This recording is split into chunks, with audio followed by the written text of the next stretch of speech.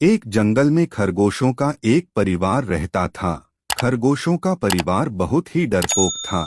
जब भी कोई दूसरा जानवर उनके घरों के पास से गुजरता तो वे बुरी तरह डर जाते और अपने बिलों में दुबक जाते थे। और अब धीरे धीरे उनकी यह हालत हो गई थी कि कई बार तो दूसरे जानवर के उनके पास से गुजरने भर से उनमें से कुछ डर के मारे मर जाते थे।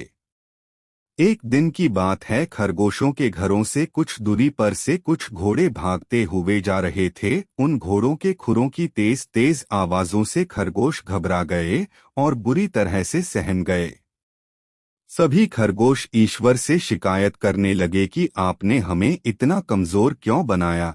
इस दुनिया में कमजोर का कोई जीवन नहीं है। कमजोर के जीवन का प्रत्येक दिन डर और भय में निकलता है और कमजोरों के जीवन में खुशी नहीं होती है।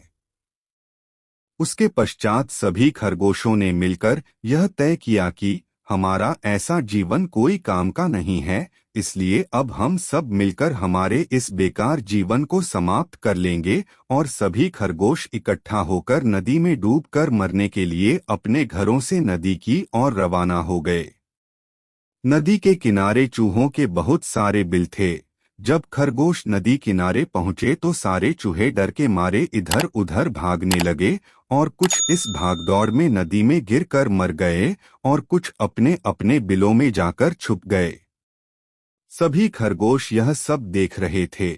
उन्हें यह विश्वास नहीं हो रहा था कि जंगल में ऐसे जानवर भी हैं जो उनसे डरते हैं। यह सब देखकर खरगोशों को सब कुछ समझ आ गया था और उन्होंने नदी में डूबकर जान देने की बजाय वापस अपने घरों की तरफ जाने का निश्चय किया और अपने घरों को चले गए।